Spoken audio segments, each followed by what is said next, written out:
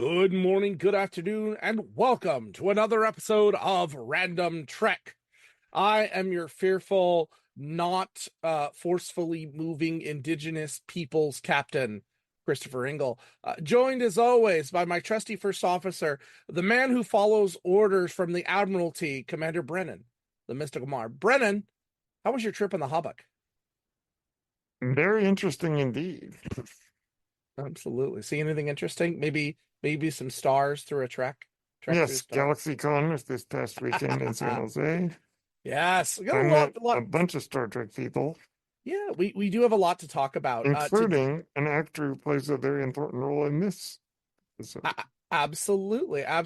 So Hmm. today we are taking a look at Journeys and season 7, episode 20 of The Next Generation. This is the final episode until 30 years later with Yeah, Picard. And that we see Wesley Crusher as Wesley Crusher. And it's a very important episode in Wesley's development. But before we get into that, Brennan, I do want to hear about your journeys at GalaxyCon, where you met quite a few Trek legends. I did. I met Nicole DeBoer and Terry Farrell, both who played Dax. Hmm. And these say something. I didn't realize that Terry Farrell is 6 feet tall. She's very tall. And she was probably the friendliest of all the guests. Hmm. Met Robert Picardo, of course. I told Robert Picardo I loved him in Hail Caesar. That memorable role as the obnoxious rabbi. Did he say I was in that? He's like, I enjoyed that part very much. So, but then he Ed Spaliers, Hmm. as in Jack Crusher, and Stephen Bonnet on Outlander, and Jimmy Kent in Downton Abbey. Hmm. Got to meet Will Wheaton, we'll talk about. Um, got to meet several other people not related to Star Trek, but like Susan Egan and Weird Al Yankovic and John Cleese, and it was amazing. Hmm. But particularly, I was happy to meet all the Star Trek actors. Hmm. And if I had more time, I would have met Gates McFadden, but I think I went a little crazy with my autograph desire. Those are not cheap. You had to just spend a lot of latinum to get that, Well, didn't you? Wesley Crusher Wheaton only cost $40. Wesley, I have heard that Will Wheaton is one of the most Brilliant. fan He friendly. is. Mhm. The line to see him was really long, so Yeah. I waited until the line had gotten shorter. But yeah, I had a great time. I think that's wonderful, and I'm sad I didn't get to go, but part of being a And teacher. I got audio recordings of them introducing this podcast, which Yay! I will be using from now on. I'm so happy. So yes, we now get an unofficial endorsement from the actual Trek crew. Yes, We are from moving up. Nicole DeBoer, Terry Farrell, Ed Stoliers, and Brother the no. Sorry, I forgot to get one of Brother Picardo. Darn it. He was actually the one I really wanted. And I did meet Michael Dorn too. Oh, he's so cool. He is, yes. Awesome. All right. Well, I'm glad you had fun hopping the Mm-hmm. galaxy. But let's get to talking about both of our favorite characters, Wesley Crusher. Mm, You don't like Wesley? no, I like Wesley. I love Wesley. I don't Wesley, know if I'd say my favorite character. Wesley, like Sheldon in The Big Bang Theory, I resonated with Wesley Crusher always. I You really dare did. mention that name. Fetch me, Will Wheaton. I resonate more with Abed Nadir from Community. Yeah. Sheldon's not my guy. Oh, I'm a Sheldon guy. Hmm. But all that being said, nonetheless, I always associated with Will's character as Wesley, and Oh, I yes. guess by extension, I guess I'm resonating a little bit with our great creator Gene. Yeah, that's true. That yeah. So those who don't know, Wesley Crusher was created by Gene as a reflection of his younger self. I The find that annoying whiz interesting. kid. Yeah, Gene's middle name was Wesley. Yeah, that's true. So, and originally, I'll keep it very, very short. Originally, in as they were putting Next Generation together, Wesley was a girl. There was Hmm. going to be a girl. I can't remember the name, but it was going to be a girl. And when he Wesleyna. I don't think it was Wesley and it was something else, but Winnie or something like that. I can't remember. But when he went in for another pass with it again, he just wasn't feeling right, and he changed it to Wesley, and he felt a little more about himself, and Yeah, I respect that. But this is, what I call the cranky teenager phase. Sometimes that can be bad, but sometimes the cranky teenager's right. and boy, what an episode. Yeah. So let's get into this. So the Federation has agreed. This is at the height of Cardassian Federation diplomacy. The Cardassian War has happened, although up to this point, we had only heard about it briefly. Yeah, and The Wounded in season Mhm. 4. Right, we had only heard about it briefly.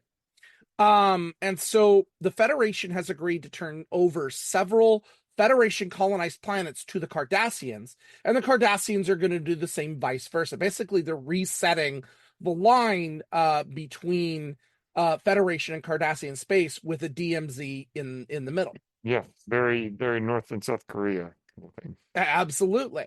And this has been a hard fought treaty. So, who else comes aboard to give the bad news Oh that boy, Picard has to move an indigenous population or a Native population of Americans. Native Americans, but Admiral Nechayev? Mm. We will. I have said this many. We're going to talk about Nechayev today. I do I'm not like assuming she's not American in ancestry because if she were, she might understand this better. She might, yeah. She gets aboard and tells Picard that he has to move these people. Now you can see that Picard is a little uneasy with this. In fact, we open up with him kissing the Admiral's ass a little bit. Just a Yes, little bit Valerian with canapes. Balerian can are those Balerian canapes? Yeah, It's the softest I think we've ever seen the Admiral. yes, Um, and the big elephant in the room, moving Native Americans. yes. She's got to move Native Americans. Anybody in America who knows their history Mm-hmm. knows that that always ended in tragedy. So I'm teaching US history to my students this Good, year, good. and this is something we're going to have to talk about is Yeah, forced relocation yeah, of Native Americans, not just around revolution and post-revolution up until the 20th yeah. century. 1924 was like the end of Mhm. the Indian Wars. Yep, absolutely. So, these individuals, these Native Americans, or Indians, they call them Indians. I'm gonna be honest, I don't like that term, but Yeah, they call no, them neither do Indians. I. Are living on Dorvan 5. They're Pueblan, so they're very similar to the Hopi, which are Chicote's people too. yes. They're Pueblan. They live basically in pueblos Yeah, they're and very like southwestern United southwestern States. Yeah. New Mexico. If you look historically, look up, it's very New Mexico, which is Yes. great. Anyway, they moved hundreds of years ago to search for a new home, and they had been traveling for 100 years ago, and for the last few decades they had settled on this planet feeling it was perfect, and Hmm. no one said anything. Everyone's like, that's cool, you're good. And a spiritual connection with the world, which Yes. is interesting. But Picard is ordered to remove them by any means. Oh Negotiate boy. first, but if it doesn't work, you are to move them. That is your Yeah, Admiral Chad likes to use that by any means necessary phrase, Mhm. which gets her So in trouble sometimes. along with the Admiral, a certain fourth year cadet now, he's finally got beyond repeating his third year. Wesley comes aboard, but Wesley's a little different. He looks a little jaded, a little wore out. He's And got a certainly the events of the first duty probably changed him quite a I bit. think it is too, and we're going to talk about that a little bit here once we And get we've to covered that discussing it. episode, if I'm not mistaken, have we? Oh no, we have not. I don't think we did. Oh I'll have to boy. look. I don't think we Okay. covered First Duty. I'll look. I know But we the have events talked. of that, I think, lead into this very well. Absolutely. I have to look to see if we did First Duty. It's been a Hmm. while. But I know you and I have talked about First Duty. And the point is that Wesley comes in and he's got quarters all to himself. This is a first. And when he comes aboard, he's kind of curt and short with everyone, including Geordi and Data. Geordi shows him some improvements he made, and he just scoffs at him and insults him rudely. And we've never seen that side of Wesley before. And he tells his mom, stay out of it. I know you're my mom, but leave me alone. Nobody understands what's going on with him. His mom asks Picard to talk to him, but Picard's like, dude, he's a man now. Men don't talk about these things unless they want to talk about these things. Let him be. It's a phase. Picard being the fatherly mentor, that he has. So meanwhile, Picard is also negotiating with this tribal council, led by a man named Anthwara. So Picard suggests, hey, listen, we found 3 other worlds which are very similar to this, and we can move you to any of them. And if you don't like them, we can find another one. But they were like, we traveled for 200 years to find a world. This is where we belong. This is right. And so they can't figure it out. Picard invites them out of politeness and kindness up to the Enterprise. Hey, let us show you a good time at least, please. And they're like, of course, yeah. So they go up there, and Anthwara gets to know Picard more. Picard tells him more about his history because their ancestors are important. They follow their ancestors' guidance and history. Ancestry is very important. So Picard tells Anthwara about the history of the Picards. Cool. Well, Anthwara later in the second round of negotiations reveals to Picard that his ancestors were part of the Pueblo revolts in the 17th century, which was a real event. Yep. Part of the Pueblo revolts. And that Picard, because of that, carries guilt. And that is why he is there. That's why he was chosen. And that he's trying to wipe a bloodstain away of his family's history. Picard, of course, is like, dude, I didn't even know this guy existed. What are you talking about? But Anthwara insists on that. And if you're going to be this way, no, absolutely not. We're staying. There's this impasse that happens. Meanwhile, Wesley starts to befriend this man named LaCanta, who tells him, I've been expecting you. I know you've been coming. I know you were coming. I was told when I went on my spirit walk in the Habak, which is a sacred place. And Wesley gets intrigued by this guy. He meets him a couple of times. Finally, Wesley goes down to the planet to meet with this man, and he takes him into the Habak, where he has a vision quest. Yeah. And he meets who else in his vision quest but his father. His dad, the memory of his father. And his father basically says, look, you're becoming a man. You have to choose your own path. I went to Starfleet. You don't have to do this. So it was mentioned in even the first season that he had another destiny. Right.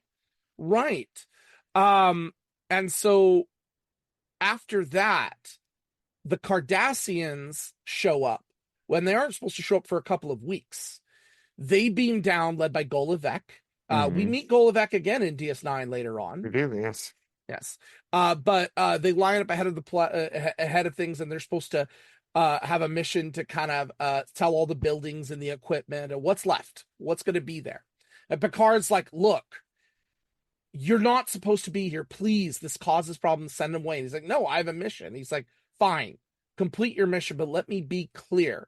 These people are under my protection, the Federation's protection. And if you do anything, I will bring the full force of the Federation upon you. Yeah. If you do something wrong. Would you risk war? Try me. Oh, boy. I mean, we're kind of paraphrasing here, but Picard was willing to defend them. Ready to go. The thing is, this whole time, Picard does not really like this idea, but he's ordered. And he keeps falling back to, it's orders, I got to do what I got to do. He even calls Admiral Nechayev and says, look, they don't want to leave. Can we reconvene an emergency session of the council? And in a moment where we finally see a softness in Admiral Nechayev, and we find out Admiral Nechayev doesn't agree with this plan either. Mhm. And she already has been begging Starfleet and the So Federation. she's not fully She's bad. not. She's just an idiot. Yeah, I think unfortunately. we'll get there, but I'll never forgive her for Jellicoe. I love Jellicoe, but the brashness of the Jellicoe Oh mission my word, that sets gosh. me off. But she found, or she tells Picard, "Hey, I've been trying," and they said no. This is going to be done. Wow. So what happens after this is that Picard then prepares to do a forced relocation. Which, by the way, if you think about it, we've seen Picard do this before. Do you remember Worf's brother and that whole situation where they had the entire civilization to move and they moved him to the holodeck? And Mm-hmm. yeah, Picard's done this before. So yeah, maybe a little more blood than we thought, but it was, I get it. Anyway, so we've got a big problem here. You know, tensions are building. The natives don't want to move. Picard's got a job to do. And you've got this ensign who starts speaking up and saying, "You're wrong. What are you doing? This is terrible. Stop it." He's speaking up. But remember, he's almost a Starfleet officer. And Picard gets him into the office and gives him this kind of shakedown, going, "You're an officer. What the hell are you doing? You are going to follow orders. Plain and simple. If you're going to be at Starfleet, this is what you're going to do." And Wesley says, "I'm not in Starfleet anymore." And he takes off his comm badge, puts it down on the desk, and leaves. It's a big Wow. moment. It It's a really big is a moment. big moment for Wesley. It's a huge moment. So on the surface, some of the colonists take Cardassian hostages, increasing the problems here. Picard and Golovic do try to come up with a diplomatic solution. We find out in a soft moment here, and remember, Cardassians are not so different from humans in that family matters to them too. Family is important. Golovic talks about he lost 2 sons in the Cardassian Yeah, Federation and we've War. seen loyal the Mhm. Cardassians are to their families. Right. But a fight breaks out on the surface. Wesley tries to stop it, but accidentally freezes time. Freezes everybody. Man, yeah. LaConta walks up to him and moves and reveals that he is not LaConta, but he is actually the traveler who has been Mm-hmm. watching over Wesley. He says he's ready to help mentor Wesley onto a new path to become what we now know as a Watcher. He's going to become a part of something greater. So Wesley agrees, and the two disappear. They walk away, and the fighting continues, and they suffer casualties. And he does kind of tell him, Wesley wants to help, but he's like, they have to help themselves. They have to solve this on their own. You are destined for something greater. And he listens. Um, so Golovic agrees to evacuate his people to end the fighting. And Thwara says, here's the deal. The colonists are going to secede from the Federation. We don't want Federation help anymore. We want to stay here. And as long as we don't do anything harmful to the Cardassians, can we stay? And the Cardassians are like, you know what? If you don't mess with us, we're not going to mess with you. But that means essentially they are about to become citizens of the Cardassian Empire. So who Mm-hmm. knows what happens with that in the future. Um, Wesley does go back one more time and says his goodbyes to everybody and then leaves with the traveler. But of Mm-hmm. course, we know what happens to Wesley later on after watching the latest season of Prodigy. Which I don't know. was incredible. And by the way, Mm-hmm. I had Will Wheaton autograph a picture of him from Prodigy. Nice. I like it. Because, I mean, and this episode is big Mm-hmm. because so much of the future on Star Trek hangs on this. Because we get the demilitarized zone and the Mm-hmm. border disputes which lead to the creation of the Maquis, Mm-hmm. which are going to play a huge role in Deep Space Nine and Voyager. Right. And then Wesley going off of the Traveler is going to be extremely important to season 2 of Prodigy. Right. So, in other words, this episode defines what we're going to see for the next while. Mm-hmm. But let's hit the elephant in the room here, and that is how Star Trek is handling the idea of forced relocation. Oh boy. I'm still surprised that the writers decided to go for something that was not currently relevant, but historically relevant. Yeah, in the 90s, it wasn't quite so talked about, but yeah. Mm-hmm.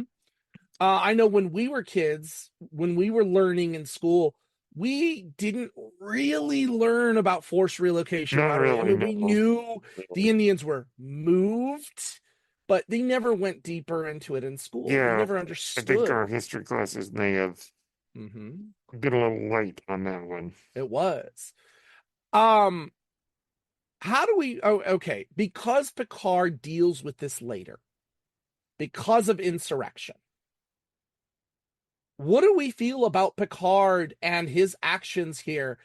Should Picard have done what Wesley did and stood up for what was right to begin with?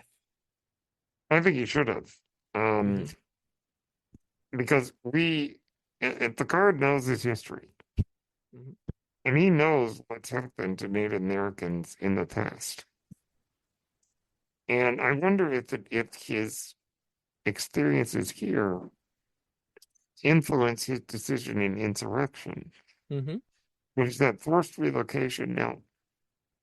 Now Star Trek often has the ethos of the needs of the many outweigh the needs of the few or the one. Mm-hmm. But as we see, that's not always the right thing to do. Because moving these Native Americans for the quote unquote greater good is kind of the same excuse we used when we moved them back in the 1800s. Mm-hmm. Well, this is for the greater good of our country, so we can spread out and settle it and Mm-hmm. manifest destiny and all that, all that jazz. And so there are times when the needs of the many outweighing the needs of the few is the wrong thing to do. Right. In this case, of moving these people, Mm-hmm. even though it's only a few people, it's still wrong. Right. And Picard, I think, was in a situation where he was stuck between a rock and a hard place. Mm-hmm. But sometimes I think there's a quote from the movie Judgment at Nuremberg, which I think says, standing for something, even when standing for something is the most difficult. Mm-hmm. And I think that's kind of the lesson. Yeah. Here is sometimes you have to take a stand. This connects on some ideas further, which I really love. Jerry Taylor had intended, because mind you, this is 1994. Yes, Right? this This is is toward the 94. end of the show. This is the end of the show. Voyager was in development. DS9 Yes. was already going. Voyager was in development. Voyager came out like what, a year after this? It was a year later. Yeah. A year and a So half. very Year close, and a half. very Yeah, close pretty together. close. Chakotay was originally created to be this planet, this colony was supposed to be the home of Chakotay. Or so it Yes, is that's said. right. That's right. What is interesting is the actor that plays Anthwara, Ned Mhm. Romero, Ned Romero. also would later play Chakotay's grandfather in the Voyager episode The Fight. And if you look at this guy's resume, this guy's been in a lot of things. Mm-hmm. Yep. Yep. Not to break up the talk, but it was interesting, that connection to it.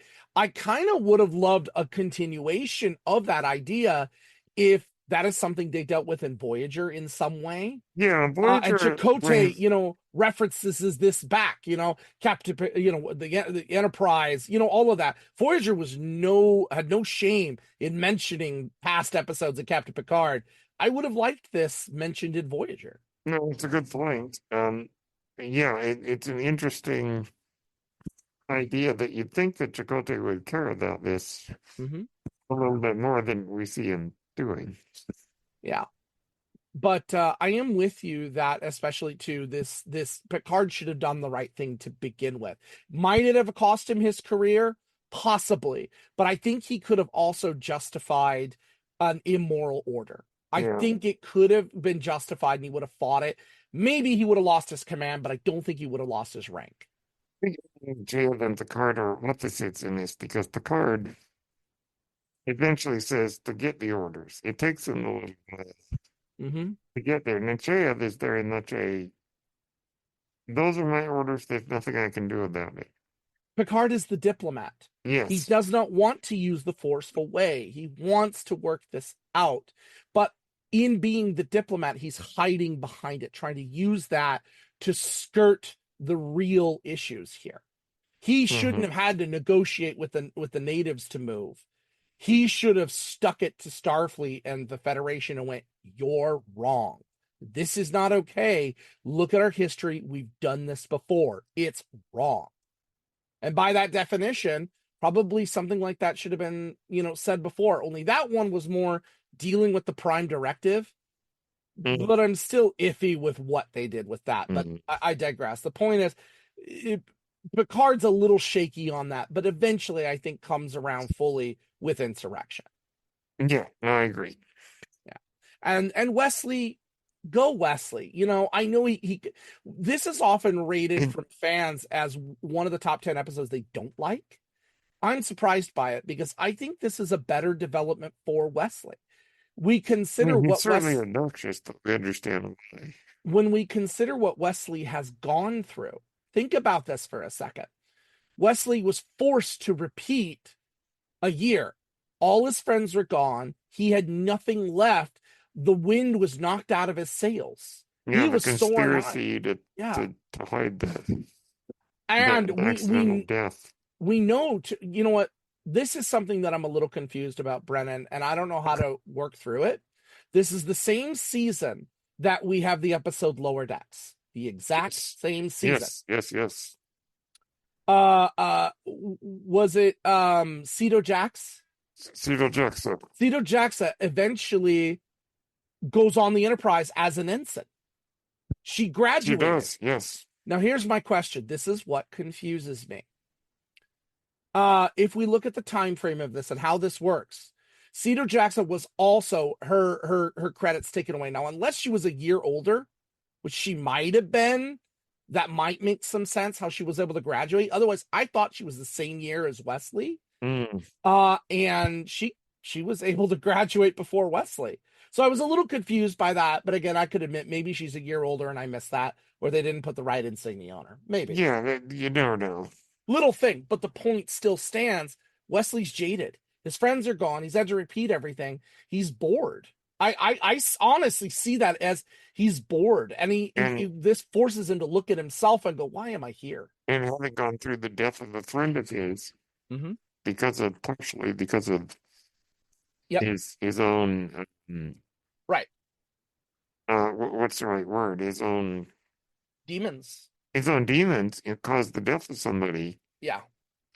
It definitely puts him in a very low place. Mm-hmm. Jackson was able to come out of it. Yeah. And I Wesley see had a harder time coming out of it. him going. The Traveler was the right way to go. Yeah. For him. Yeah. It And then of course was. he gets involved with the same organization that certain Gary Seven Yes. worked for back in the original series. That's right. Which and so does the alternate version of what's her name from Picard. I just got done watching that episode with Gary 7. I did, just for the heck of it. Yeah. So yeah, but anyway, it's a good place for Wesley. I think it's a great place for Wesley. I don't think it handles the Native American issue quite as well. Yeah. I mean, I think of it as in a two-parter, maybe. Yeah, I don't know. I just don't know. But it also adds some depth to Chakotay later on, now knowing that what this is supposed to be and why he joined the Maquis. And B'Elanna Torres, too. B'Elanna, yeah. And Roland and several other characters. Mm-hmm. Absolutely. So Yeah, the future of Star Trek hinges on this episode, it really does. There's a lot coming in here that I enjoyed thoroughly. including the Eddington story with Cisco. Oh, Eddington. I The can't wait. Les Miserables parallels. I can't wait till we get to talk about. That's one of my all-time favorite Star Trek episodes, period. Yeah, and get the little bit of the Les Miserables connections there. Dark Cisco. I call it Dark Cisco. Dark Cisco, you got it.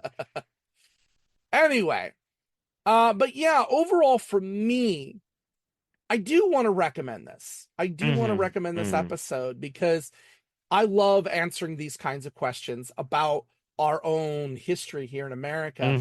But I think it's great development for Wesley, and you see the wheels turning for Picard. I like that. And at least it gives Nechev some redemption, slightly. But, you know, I still think she's the worst admiral. Yeah. That's me. All right. Well, we got an interesting couple of weeks coming up. Next week is movie night. We are scheduled to view Spaceballs, end of our sci-fi 80s summer, with Video Drew and Nerd Chronic. Eric here. Should, as has happened before, should Drew and her very busy schedule get delayed, we do have a backup plan for you. We will put off Spaceballs for 1 month should she get delayed. And our backup movie, which, by the way, if she does come with us and is able to make it the schedule, then that movie will be moved to September's movie.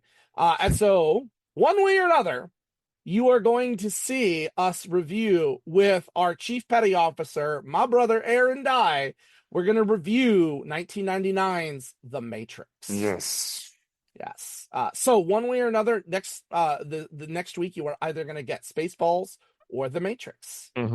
One of the two. And then my commander has followed suit and asked for a special request. He loves Deep Space Nine and wants to review a specific Deep Space Nine episode, but has not told me what it was. So Brennan, for me and the guests listening, what DS9 episode are we reviewing? We will be reviewing one I've never seen. Past tense part 1 and 2. Past tense. Yes, indeed. Gabriel Bell. The Bell riots. Yes. Wow. All right, we're getting a two-parter in here. All right. So in 2 weeks, we are going to take a look at past tense parts 1 and 2 in the 3rd season, where it really started to pick up. And half directed. One of the episodes is directed by Jonathan Frakes. So I'm looking forward to this. Yes, and also written by Ira Stephen Bear, which I love Stephen Bear. What a character that guy is. We will get into it. I cannot wait. But Brennan, where can the people find you?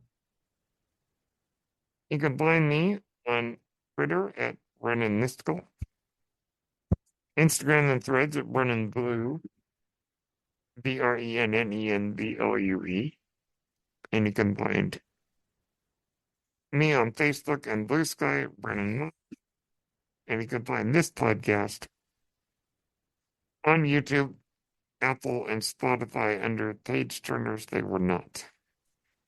Absolutely. And you can find me on Twitch and Twitter at CIngle1984. I was thinking, wouldn't it be fun if we could get Clint Howard on the show? Seriously, like interview Clint Howard.